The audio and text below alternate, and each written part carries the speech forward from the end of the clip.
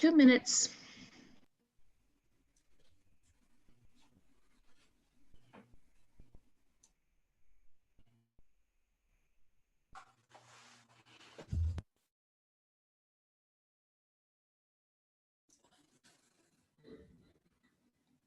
Dad, can you hear the road work outside in my mic? Okay, good.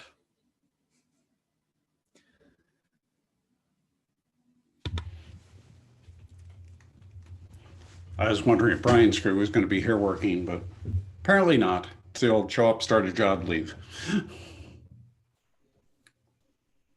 At least I'm in the opposite end from where they'd be.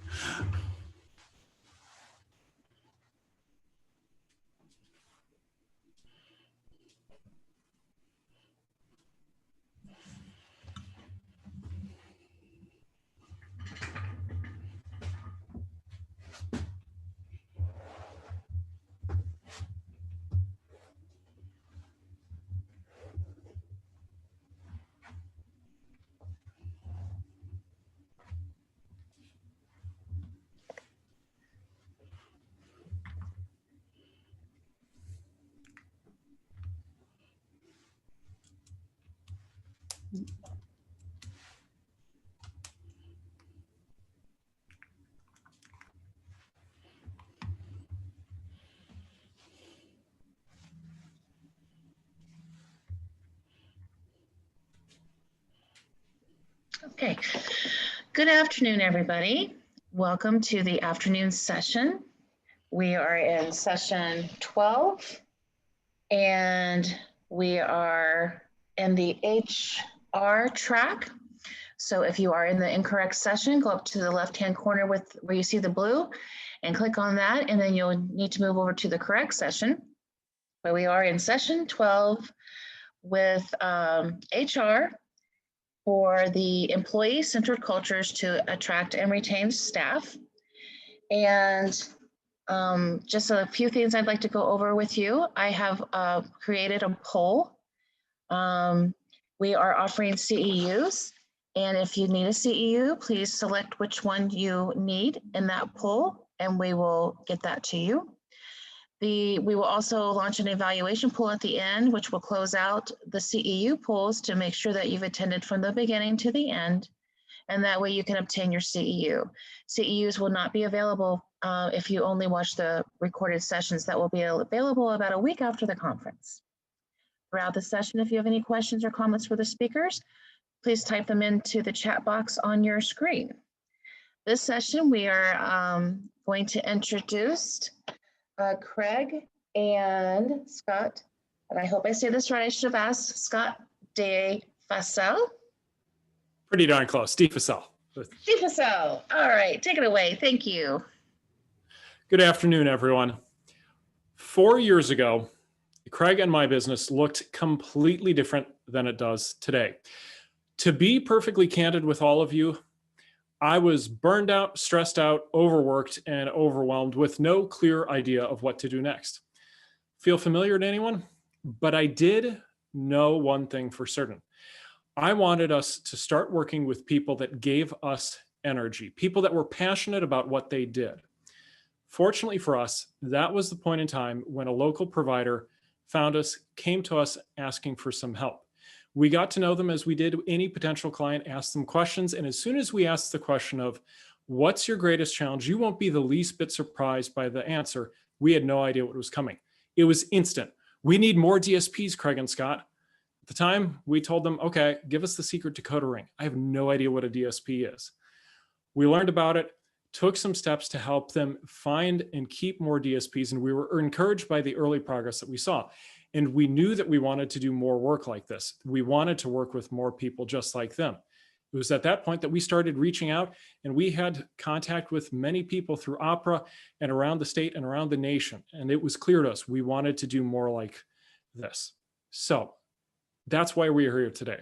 Everything we are going to talk about, your challenges, your opportunities, this talk is inspired by you and the amazing work that you do. For the people that you serve and support, you see opportunities where others only see limitations. Are you ready to see the opportunities in all the challenges that you face? So that was a very real turning point for us. I'd like you to think back to a potential turning point in your life. Maybe it was very, very early on. Maybe it was just a few years ago. What motivated you to do this work? Because clearly you didn't get into this field because, hey, this will be easy work and I'll make a fortune doing it. Maybe there's a personal connection, a family member, a loved one, or maybe you honestly just took it because, hey, I needed a job. This seems interesting. I'll give it a try. But there was something that kept you and has kept you going all these years. So think back and remember that moment. And I also want you to think back for a moment here to a time when you were struggling. Maybe it was last week, maybe it was yesterday, maybe it was that first week on the job where you're doubting, can I really do this? Can I keep doing this? Think of that incredible person that had your back, believed in you when you didn't maybe always believe in yourself. Now, with those two memories in your mind, I'd like to ask you, would you love to create an organization that makes more of those moments possible for more people? I'm sure you would. So that's what we're going to talk about here today. That's the foundation that you're going to build upon. So I'd like to highlight a few things that get in the way of that foundation because we've done a lot of workshops over the past year and a half. And we've talked with a lot of providers about challenges with culture. And there's some scary things lurking inside organizations. So I want to shine a light on them so that if you encounter them in your own organization, you are equipped to handle them. We've heard some things like people who work here, they should be grateful they have a job. Now, certainly we should be grateful to have a job, but the way I've heard some leaders say it doesn't really convince me that people should really be feeling that way in those organizations. Think of it this way. If Craig and I got up here today, this afternoon, in front of all of you, and we said, you should be grateful to be in this webinar with all of us, I think you'd probably be thinking, you know what, Scott, you sound like a pretentious ass right now. And you'd be spot on. I don't believe that. I am grateful that all of you are here because you give us the opportunity to do what we love. We should be grateful for our employees. This is lurking in some organizations, unfortunately. Another one that we've run into, we used to do surveys before every workshop we do on culture. And frankly, I stopped doing them because this is what we heard over and over again. Craig, Scott, our biggest challenge with culture is money. Now, I get it. Money is important. It's essential to make a living, and there are very real challenges. DSP supervisors all certainly merit more money. We're not arguing that, but it doesn't affect your culture. I know there are incredible DSPs in your organizations that are making $11 and change an hour that do incredible things for your culture. I've also encountered people in the corporate world that make $60, $70, $80, $100,000 plus that are toxic to their culture. Money and culture don't relate here. This is not the biggest challenge. Third, dangerous mindset that we've heard in workshops from bosses at times, they want to go into a group home or somewhere where they don't frequent. They want people to snap to attention. Sometimes they're going in because there's a problem. Other times they just want to stop by, but they want people to react. We've heard leaders say they can't hide from me. Do you really want to lead with fear? This is present, unfortunately, in some organizations. I know you're not doing it, but this is lurking all too often. People get frustrated and they go in and it's like, they're going to address the problem. They're going to tackle it. Nobody's going to hide from me. I'm going to fix this. It's just not going to help anybody. And there's one more concerning one for us. We were talking in a workshop with a small group of people, and this woman had been trying a lot of different things, trying different culture initiatives, and it was clear things weren't having the impact she had hoped for, getting very frustrated. The people in the group with her were suggesting things that they found successful at their providers. She said, no, we've tried that, or no, we can't possibly do that. It was just met with resistance. And finally, the frustration boiled over, and she said, we've tried all that crap. Stunned silence. And I said, pause. I want to be very careful and intentional here. If it is just purely frustration boiling over, I get it. But I want to be careful and intentional with our choice of words because it has a very real impact. If it's pure frustration, I get it. This is not an easy time or situation. And this was pre-COVID that this frustration boiled over for her. But I said, what I'm concerned about is that what you were just talking about is being kind to employees, doing all these things for them. that culture, in essence, all these things that are nice, is crap. So let's watch our thoughts, because our thoughts become our words. Words become our actions, and then actions become our habits. Habits become your character, and ultimately, character becomes your destiny.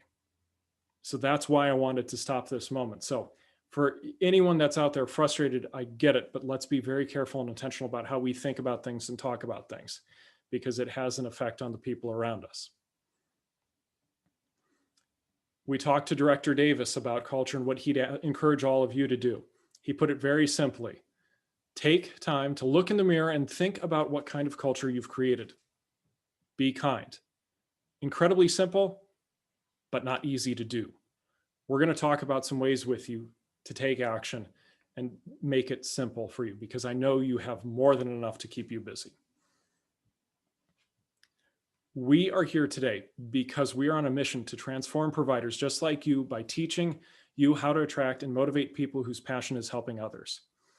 Creating an amazing culture will do that. It'll attract people to you and keep them with your organization and keep them incredibly motivated. So I'm excited to talk about this with you today. So let's get the quick housekeeping things out of the way. I'm Scott D. Fasselle. With me today is my father and business partner, Craig. If there is anything, and I know many of you have heard us speak before, I really do mean it. If there's anything you want to ask us privately, if there's a question that you'd love to ask at the end, ask it. If you forget to ask something and tomorrow you think, oh, I should have asked it, why didn't I think of that? Please reach out, shoot us an email, or give us a phone call. We're always happy to have a conversation. This is the vicious cycle you've heard us talk about before, and you live it every day, and it's all too painfully familiar. Recruiting people, hiring, hoping for the best, all too often they don't work out. They turn over, and around you spin. But it doesn't stop there, because unfortunately you have other challenges facing you. You've got all those open shifts to cover, and you fortunately have incredible people that step up continuously to fill those, but they're burning themselves out, and it perpetuates the hamster wheel, and it hurts the culture. So the options that all too often face us are trying the same thing over and over again. Well, let's try this initiative or try that. We're going to dip our toe in the water, see if this works. Well, maybe this will work next month, or we'll try this or try that. And sometimes it's like, well, no, let's just do more, run faster on the hamster wheel. Maybe we'll get somewhere. Neither of those things work, unfortunately. Or we can step off the hamster wheel by creating what we call the DSP magnet. That's built on 3 core pillars: recruiting, retention, and culture. And to be very, very clear, culture has characteristics of both retention, because it keeps people with you long-term. And if you've heard us speak before, we talk about retention runs up through 6 months, but obviously you want to keep people longer than 6 months. And I'm with you, but that gets into the realm of culture. Culture is what keeps people engaged long-term. And it also has characteristics of recruiting, because word gets out that you are an amazing place to work with great people doing incredible things. And you have current employees and even former employees that have left on good terms that want to sing your praises. So to be clear, today we are focusing exclusively on culture with all of you. So culture is a massive topic. Just want to set the very clear expectation. We can only cover the tip of the very iceberg here. That is culture. But we're going to give you things that you can implement quickly. So let's just acknowledge reality. Creating a strong culture is hard. And it's even harder with some of the challenges that you face. And we're going to talk about those and ways to overcome them. So what I would love for everyone to do is to put in chat, how much time do you spend on your organization's culture? Feel free to take a moment, fill it into chat. Melissa will read out a few answers so that we can hear them.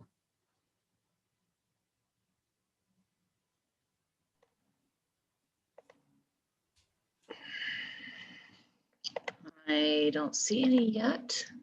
Don't be shy. Let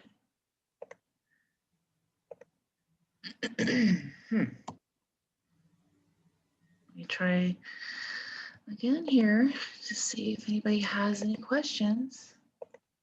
Please put in chat how much time you spend on your organization's culture. I'd love to hear some answers.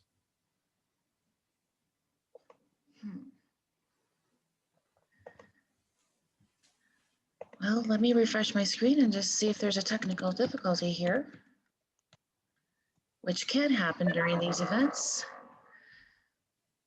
1 second, please. Sorry for the delay, everybody. No worries. And if you can't get it, don't worry. This is one thing I can read people's minds on. Okay. We got about an hour per month during meetings. I think now that most are working remotely very little, I would love to spend more time focusing on culture, focused on changing it or trying to reinforce what we've created. Most of our days talk about it every day, about an hour per month. Hard to say because it changes, not much. It's all culture, so everything we do is part of that culture building. Hours, daily, weekly, still not enough, not nearly enough. Sometimes much of my day, very little, very limited time. As much as possible, we work on it daily. Not enough, not enough. Thanks everyone for the answers. There's a common theme. There's some really good things I heard lurking in there. And there are a whole lot of answers that I appreciate the candor and honesty that, I can just feel those answers like dripping in shame and guilt. Like we want to do more. There's not enough. And we've heard this over and over again. And that's why I asked the question, but it's different for every group, but it boils down to this. We wish we had more time to work on our culture is what we hear so often. Well, I'd like to flip. Those of you that have said that, I get where you're coming from. It makes sense on the surface, but I want to dig deeper and flip our perspectives around here. Whether we acknowledge it or not, you're creating your culture with every minute and every single interaction of your workday. Every interaction with a coworker, somebody else, an email that you send, a text message, whatever it is, you have the opportunity to take that experience and make it a more positive one, just a neutral, okay experience, or a negative experience. Now, obviously, there are some things that no matter what are not going to be pleasant, but you can approach it in a way where you can think about how can I have something good come out of this to be more proactive. So let's acknowledge that it's with every interaction, every minute of the day. So we want to dive into how you can create a culture that attracts and retains people, more of the amazing people that you need and want. So what I'd love for you to do is get person-centered. Think of a great employee. Think of that employee that you would absolutely love to clone to solve your staffing problem overnight. 2 essential things to get more people like them and keep them. You want to create an environment that they want to be part of. And secondly, you want to empower them. So let's tackle that first one together here.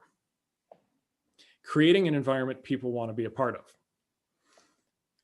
Big picture, start with why. If you've heard us speak before, you know I am a huge fan of Simon Sinek.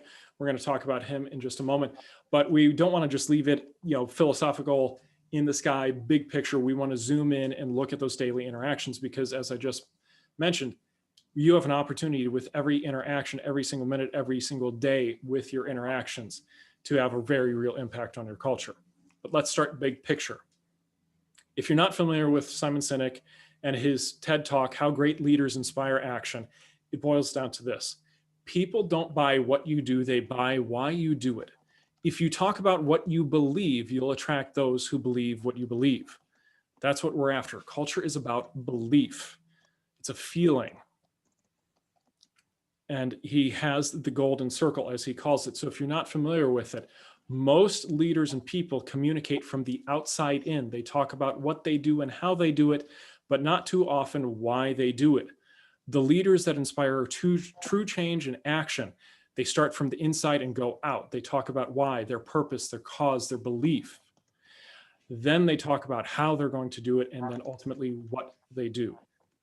It's very different when you flip it around, but on the surface, it may not make much sense to you right now. So I want to give a few examples here.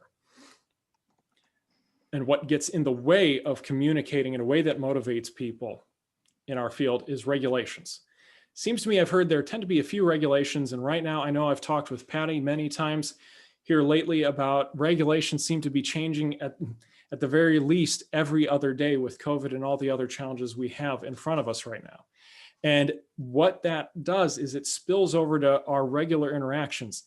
Obviously, regulations are there for good reasons to keep people safe and healthy. And that's a good thing, but too much of that communication though talking about what and how we do it spills over to areas where we don't need to communicate in that way, and it actually hurts us.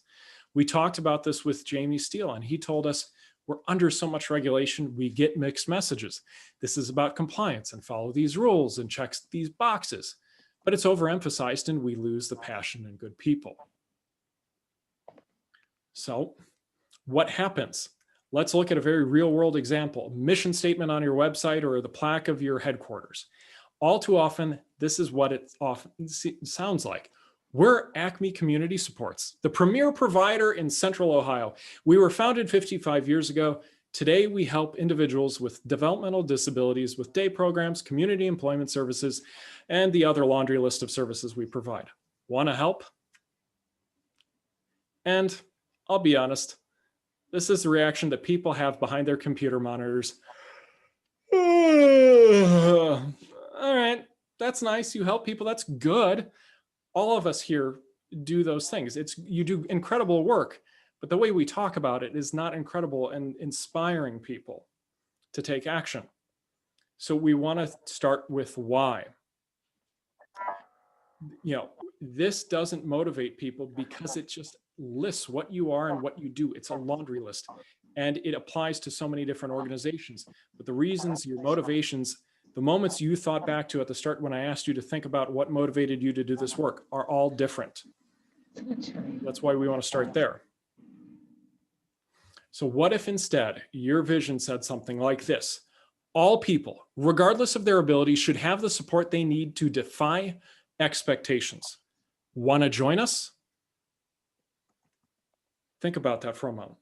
That feels completely different than the first mission statement that I gave. Because you've said here what you believe. You're not trying to list everything that you do. That's not what this is about. Your beliefs and vision are not about all the things that you do, the full laundry list. This is meant to inspire curiosity from the right person. When you say something like that, you're going to get engagement from people. Well, how do you do that? What exactly do you do?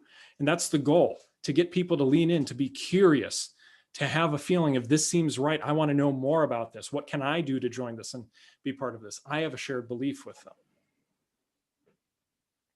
And this ties in with a graph from the book Delivering Happiness by Tony Hsieh, who's the CEO of Zappos. And yes, I do mean Zappos.com, the website where you can order shoes. He has studied employee happiness extensively, and he had this terrific graph at the end of his book. And it aligns perfectly with Simon Sinek's golden circle if you were to draw circles around these.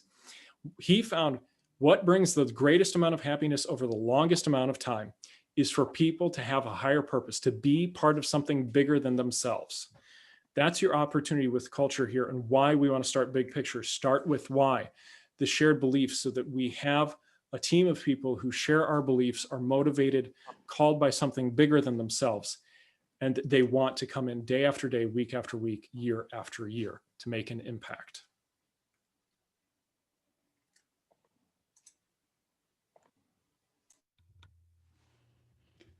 All right, so we've discussed creating the big picture and starting with why.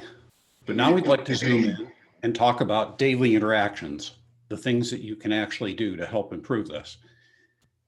You are all outstanding at helping the people we serve. So what if we support and communicated with staff the same way we're doing with the people we serve?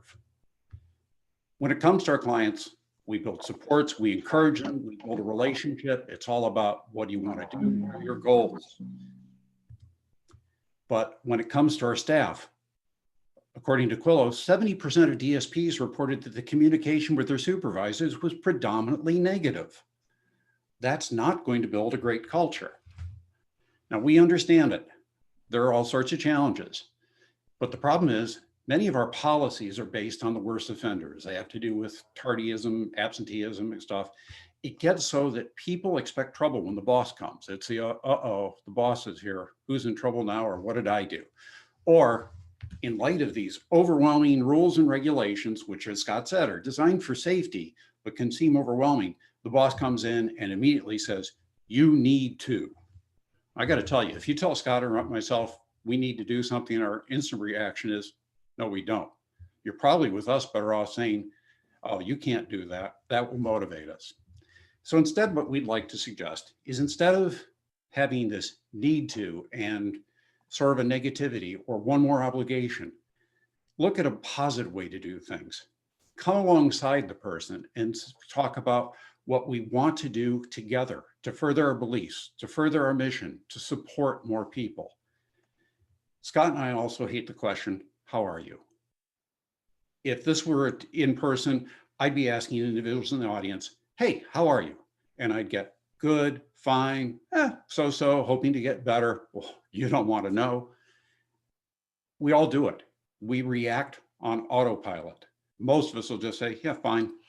But what if we ask questions instead that start conversations? When Scott and I are working with clients, what we always do is we start every meeting with what's your personal and business best. Now, these don't have to be earth-shattering things, but it gets people thinking. They come to the meetings in a positive frame of mind. We start learning about them. I can remember talking to one client, and she had just gotten back from Montana fly fishing. I enjoy fly fishing, so suddenly we had common ground. If you start asking questions of your staff that start these kind of conversations and make them positive, it's going to enable you to increase comfort with that staff. And then you can also ask, what's your biggest challenge right now? We know this is a challenging field. This is a particularly challenging time. If you establish that rapport, that positive relationship, and find common ground, staff are more inclined to share whatever their challenges are so you can help them do a better job for those you serve. Once again, we can even turn to private industry. This is Frank Blake, who is the former CEO of the Home Depot. Rather than sit in his office, Frank would don the orange apron and he would go out to different stores because he firmly believed that the best way to get people to understand what you want in the organization is be out there and celebrate them doing it and catch them when they're doing it. Frank would go out, he would work with employees, he'd help people out to their cars with their purchases. And then on each weekend, Frank would sit down and put aside time to write handwritten thank you notes to people he had seen, the sales associates, and tell them how much he appreciated seeing them do this or that. He was very specific in his compliments. And it became quite an honor for these people to receive a handwritten note from the CEO of the Home Depot. It's been proven over and over that companies with a recognition culture, rich culture, will experience much lower turnover. That's certainly what we want and what we need. The other thing is, I know we just came off DSP Appreciation Week last month. I know many of you celebrate work anniversaries, but think of it this way. I've had the good fortune to be married for 46 years. Can you imagine if I'd only told my wife I loved her on each anniversary, or maybe on her 5th or a 10th? I'm guessing we would not have made it this far. Your staff are doing great things every day of the year. So we would encourage you to find ways to appreciate them more often. Now, we understand we're so stressed, particularly with everything going on, we often forget. The other thing is a lot of your DSPs probably brush off the compliments. It's like, nah, I'm just doing my job. One thing that will help though is be very specific and intentional about what you appreciate. So if you have someone who has missed a family occasion because they picked up a shift because you had an unexpected call off, write them a thank you note saying, you know, I'm so appreciative of the fact that you gave up your family priority to help us here. Be very specific. It will mean much more to the people than just getting a thank you note or, you know, you do a great job. So those are the two things that can help create the environment, starting with why, and just giving you some simple tips on daily interactions. Now, the other thing that you want to consider for cultures that attract and retain are ways to empower staff. By that, we want them to make decisions on, and we also want to help them create paths for their growth. So let's talk about, once again, regulations. What happens is, you know, again, the training, all our policy manuals, often they focus on ways staff can get in trouble or get fired. Unintentionally, it becomes negative reinforcement because employees are afraid of making mistakes. So it's sort of, rather than do anything, I'm going to have to talk to my supervisor and get permission for everything I do. The other challenge we have is, let's face it, Many of our DSPs work in isolation. It's not like they can gather around a lunchroom or a break room and chat with a lot of colleagues and interact with people that maybe have more experience or talk about things. The reality is, many of them come in on different times. They've received different training. They have different interpretations and expectations. I mean, think of what quality care means to different staff members. For your rockstar staff members, quality care probably means, how can I help this individual live the best life possible? While others may just sort of feel, hey, if I sit down and watch television with this person, I've done my job. But is that what we want? There was an article that one of our clients shared with us about 6 months ago from Gallup about what engaged employees do differently. And they spoke about how the traditional boss will actually teach their employees to need constant managerial intervention because they're not allowed to overcome obstacles, plan, or take accountability or operate within their own strengths. This is not what we want. So one thing we can do is install what we call the traffic light system. Now, one of the things, a story that we heard from a workshop earlier this year before COVID shut us down, is one of the house managers told us about he had gotten a call late at night from the staff member saying, we were going to do tacos, but we're out of sour cream. What do we do? Somebody else piped in, oh yeah, I got that kind of call too because they were out of ketchup. Do staff really need to bother their supervisors if they're out of a grocery item? I wouldn't think so. But they were so afraid of making a decision themselves that they wouldn't go ahead and do the obvious thing of, hey, send somebody out to the store and get sour cream or ketchup. So one thing you can do is create a traffic light system. Red would be the things where stop, no, you absolutely should call your boss, your supervisor, and get permission. Yellow would fall into the category of things, if you're uncertain, double check with somebody else who's there and go ahead and do it. Green would take care of the simple things like, go ahead and buy the ketchup or the sour cream. Or of course, also, if there's a problem, something like dial 911 because you don't want to wait to get a hold of a supervisor if there's an emergency. So when someone comes to, one thing we can do to help people with this and overcome this feeling that, oh, I have to ask the boss for every little thing that comes up is, when they come to you with a problem, ask, well, what options have you considered? And what do you intend to do? I know, again, we sort of fall into this thing, all of us do. I'm guilty of it too, where as a manager, I sort of tend to think, well, I'm an A personality. I've been doing this. I can just do it myself, or I have to dictate how it's done.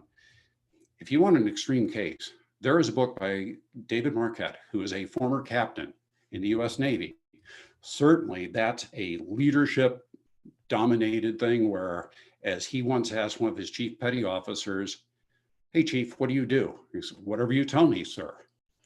He was commander of a submarine that had the worst performance record in the fleet. He turned it around so they had the best performance in the fleet. And one of the things he did was he trusted in his team.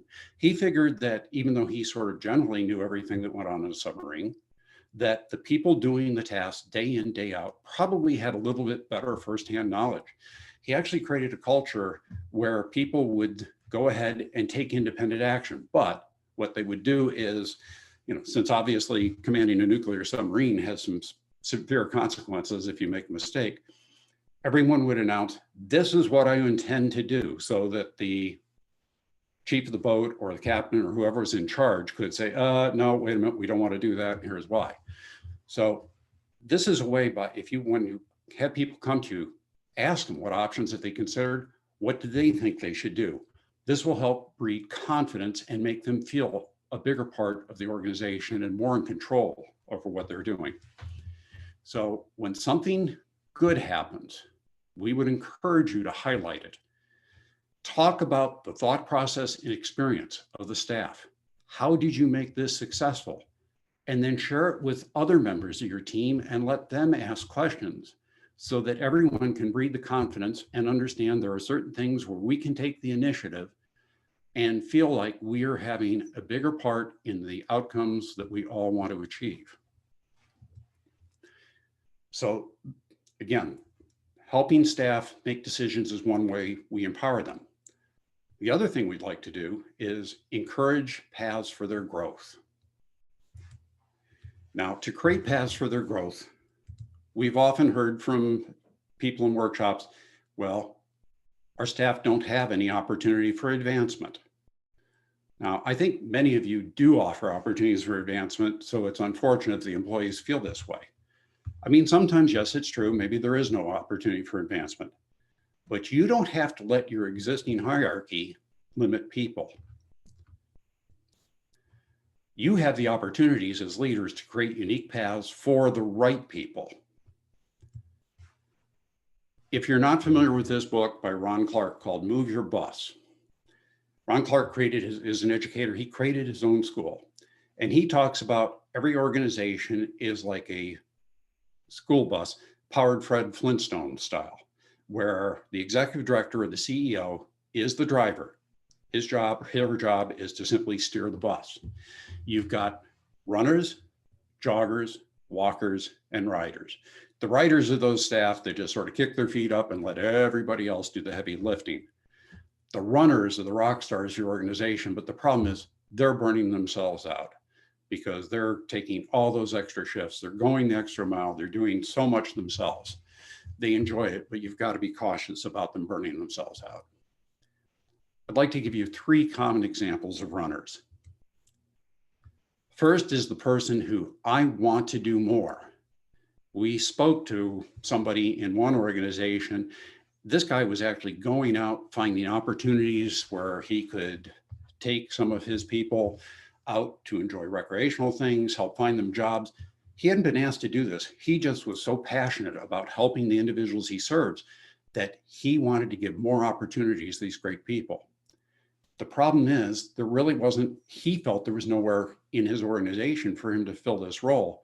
So he admitted that, well, I'm going to be looking for a job that will let me do more. I mean, this guy's a rock star. He wants to do more for the people we serve. It's important that we find an opportunity to allow this person to do it. The other type of runner we often see is the person who's been there for 10, 20, 30 years, who suddenly comes to you and says, I don't think I can do this anymore, but I can do something else.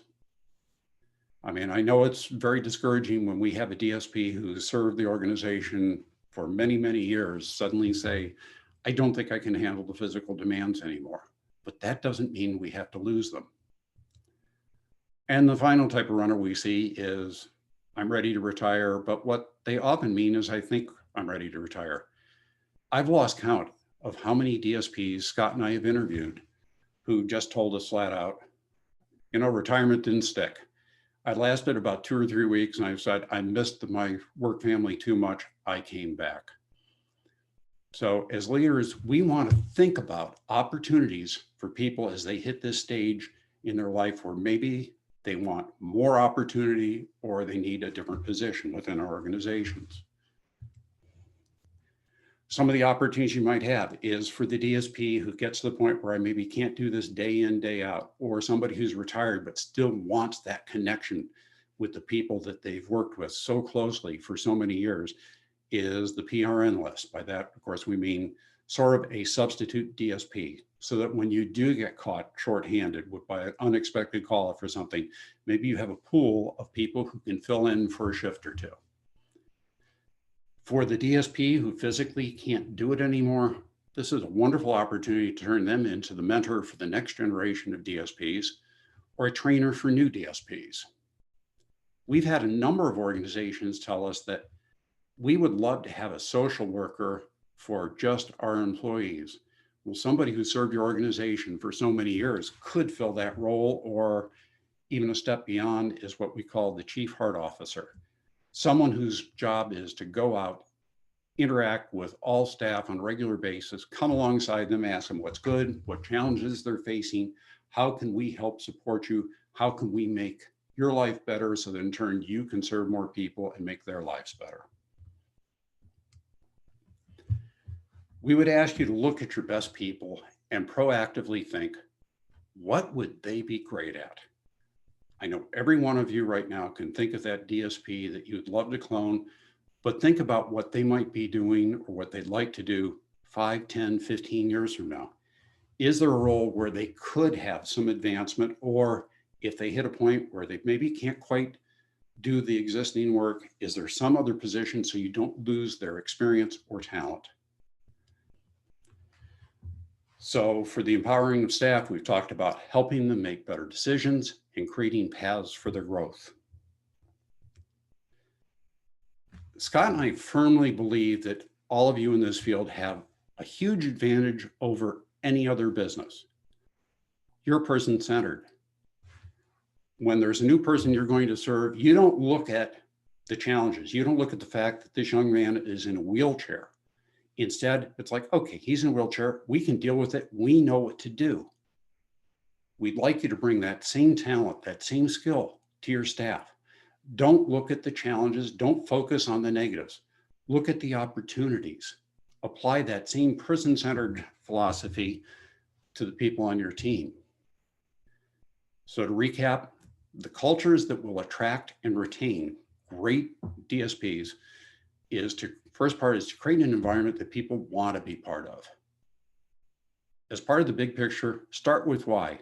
Share your story about how you got involved in this field, how it fulfills you.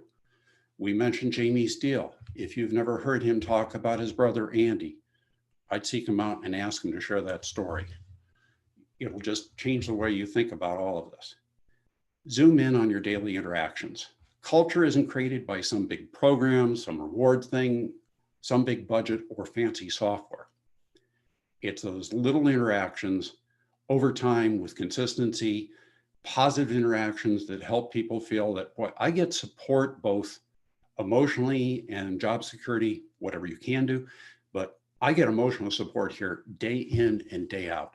I wouldn't dream of going anywhere else.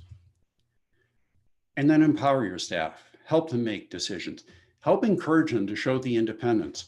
One of the things that we've seen over and over from DSPs is they are tremendously creative and wonderful problem solvers.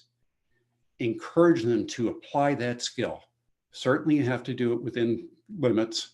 You've got to keep people safe. There are certain things, decisions that you will need to be involved in, but you certainly don't need to be involved in other things. So let's encourage our teams to have more independence and make better decisions. And importantly, create paths for their own growth. We know a number of you who started as DSPs or some other role who have now risen to the top of your organization. Obviously, where you were, there were opportunities for growth where you were. Let's try to allow the same opportunities for growth with those we work with.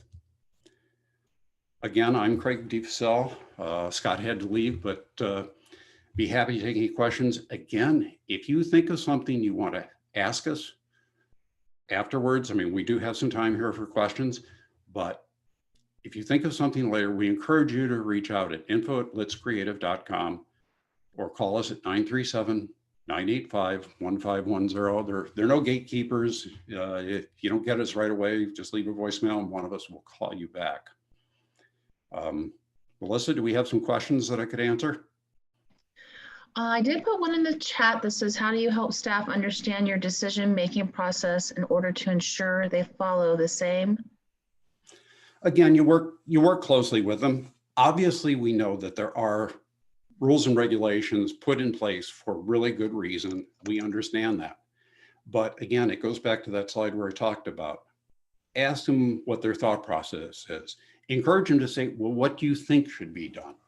What do you know from here? And the other thing is, keep in mind that the people are working closely with the individual served. They may know something that you as a leader do not. So they probably know a little bit better way to handle it. So that's where we go back to the traffic light system. That was suggested by one provider at a workshop. We were doing a roundtable mastermind session. And one of the executives was talking about, I'm going on vacation next week, but I'm so stressed because I sort of feel like I have to create a notebook of everything that needs to be done, all the do's and don'ts. And somebody else said, you need a traffic light system. She said, well, what's that? And it's what I outlined. Yeah, list out the things that your teams are likely to encounter and list out the things. Yes, if this happens, that's a red light. You need to contact your supervisor or whomever in your chain of command to get guidance immediately.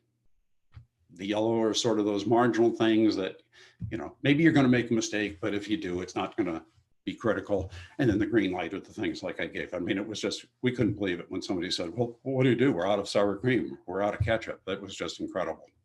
So it's just a situation where if you can help people, encourage them to use their own creativity, their own experience, you'll guide them within the right directions. Again, a lot of these people have tremendous capability and are tremendously skilled at solving problems.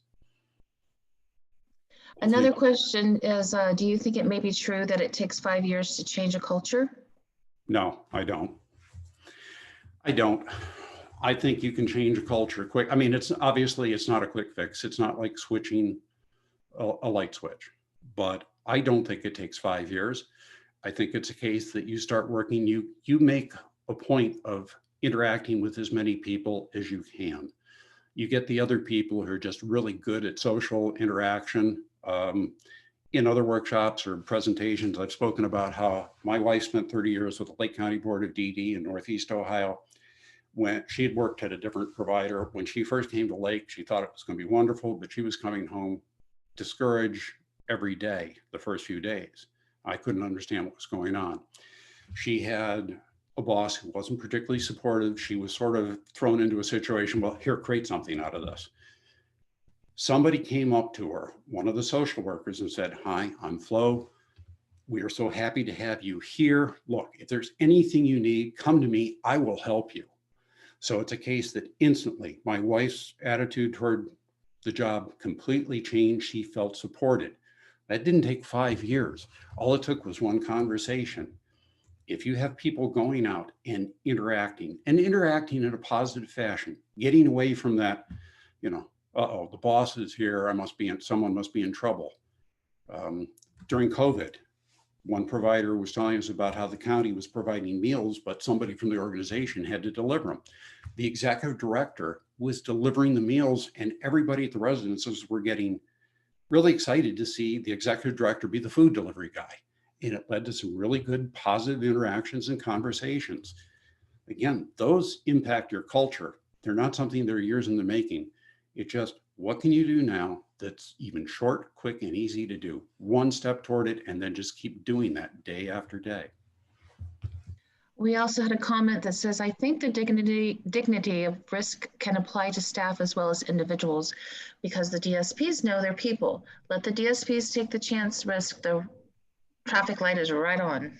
Yeah, absolutely. Because we know sometimes that the DSPs have such wonderful insights. They have built the relationships with their people. And let's face it, a lot of what a DSP does requires intimate contact that requires a great amount of trust. And trust can only be built over lots of positive interactions over a period of time. So while I don't think it takes 5 years to build a culture, the same approach that DSPs are using to gain the trust of the people served are what we as leaders want to do with our DSPs. Lots of positive interactions over time so that there isn't that fear of, uh-oh, the boss is here.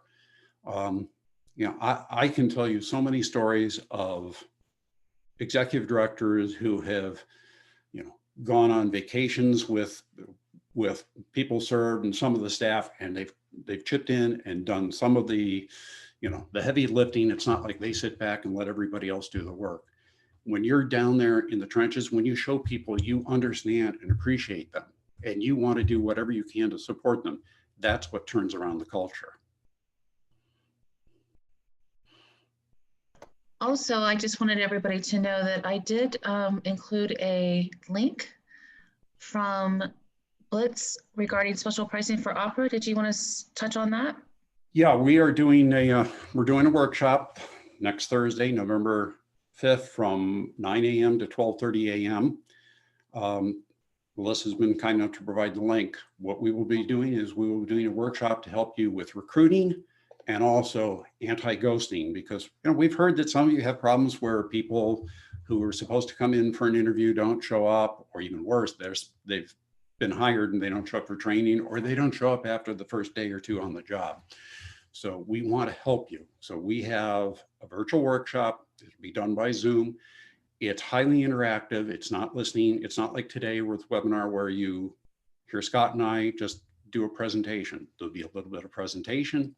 We'll provide workbooks for you where you can actually work on things. We'll do breakout rooms with small little groups so that you can also get some feedback and insight from your peers. And then Scott and I sort of hop around the rooms in case you have any questions. So these have been very well received. A lot of people have made a great deal of forward progress. We've had people tell us that after these workshops, they were able to hire like 11 new DSPs within the first 2 weeks, or get over 170 new applications by making the changes that we discussed in this kind of workshop. So again, as Scott said, we really want to help you and do whatever we can to help you move forward. We had one more question come in while you were speaking. Sure. How do we protect, excuse me, how do we protect a positive culture from staff bringing personal negative experiences and attitudes related to those experiences into the environment? Yeah, that is a tough one. That's where it's helpful if you have somebody who can fill that chief heart officer role or mentor, where they can just go alongside them and come up, look, I sense that there's something that's bothering you. What can we do to help? Instead of just having I would be guilty of it in a past life, sort of, what's going on with you? You need to shape up or ship out. Come alongside them. Look, you seem a little bit frustrated. What's going on? What can I do to help you? What is your greatest challenge right now? Again, if you've sort of established the habit of interacting people and starting off with the positive things, hey, what's good with you? Doing anything interesting in your family? How are you coping with COVID? What fun, creative things have you done? If you can start building that rapport, it makes it easier to get to the root of the problems. Now, obviously, there are going to be some problems that you can't solve. And sometimes, I mentioned the Move Your Bus, where you had the runners, joggers, walkers, and riders. We've seen some situations where, let's face it, that rider, their feet are never going to come down and contribute. And maybe sometimes, I know it's tough, but maybe sometimes it becomes addition by subtraction. But it's certainly worth, especially with the difficulty it is to get good people and get them through training if they've been there for a while. Chances are that negative attitude has come from something that maybe you can help. And it's certainly worth the effort, because it certainly would take far less effort to support this person and turn them around than it's going to take to hire and train a new DSP. Okay, and another question is, how do you change a culture amongst employees that have been allowed to run rampant and are now subject to new structure and organization? Yeah, that is a tough one. That's where it's sort of important that, that can become the herding cats challenge, where they're used to one thing and now you want them to do something else. That's where I really caution you against the all too easy habit to get into, to say, you need to change. Instead, talk about the reasons. Why are you putting in a new structure? What are the reasons for the change? And sort of come alongside them and say, don't you want to have this kind of environment where we all feel more empowered, where we're hopefully able to create a situation where we have less turnover, and we're able to attract and retain more DSPs and serve more people? Odds are their answer is going to be yes. So then you can sort of work with them again alongside them. Well, some of the things that we're changing here are designed to do that. If you have some ideas of something better, please bring them forth. But it's sort of like if I were just to tell everybody, if this weren't a virtual meeting, if I were going to tell everybody, hey, we're going to go to this restaurant tonight, and just say, we're going there, some people they go along, but they might not be happy. But if I even just said something, I was thinking about our going to this restaurant, are you good with that? It sort of gives people permission to, okay, well, I can understand you want to have dinner, but I was just there last night, whatever. So I would just say, come alongside them, explain your reasoning. Don't make it just an edict on high. A lot of times, staff may not understand the reasons that the organization has had to change. And of course, right now, as Scott mentioned at the start of this, with COVID, we've had so many changes thrust upon us. If things weren't difficult enough before, they're incredibly difficult now. So if you can give people a good reason and help them see that the desired outcome is something that they believe in too, that will help change that culture. But it's going to take a little bit of coaching. It's sort of like football teams. When a new coach comes in, you don't necessarily get rid of the star quarterback because he doesn't quite fit the system. Instead, you give them a belief that this is going to help you get to the playoffs and maybe a Super Bowl. Give them that desired outcome. Great. Did you have anything else? I believe that's all for the questions. I've given everyone the poll that they can fill out for their CEUs. And Scott, do you have anything else? No, Scott unfortunately had to leave. Craig. With COVID, Oh, Craig. with COVID, that's okay. You know, Scott didn't start off. As soon as I said that, I was like, oh, he left. Craig, I'm so sorry. He was there, but he was out picking up my grandson. So that's right. So Craig, we really appreciate this opportunity to have with you today and teaching us all about this. And you are going to share a PowerPoint with me, correct? And I can get this out to the attendees? Yeah, and I really appreciate this. Scott does too, because I mean, Opera was our first speaking engagement. So I mean, Opera is just sort of has become family to us. We've had the opportunity to learn so much from all of you. So we do appreciate it. We appreciate you. And you had 70 people come to your session today, so bravo. Right. And everybody, please fill out that evaluation. I'm going to leave it up for a few minutes and make sure you come to our legislative session at 2:45 and do not leave that session. At the end, you have to go right into our happy hour to end this fabulous first day of our Opera virtual conference. See y'all at 2:45. Thank you. Thank you. Mm-hmm.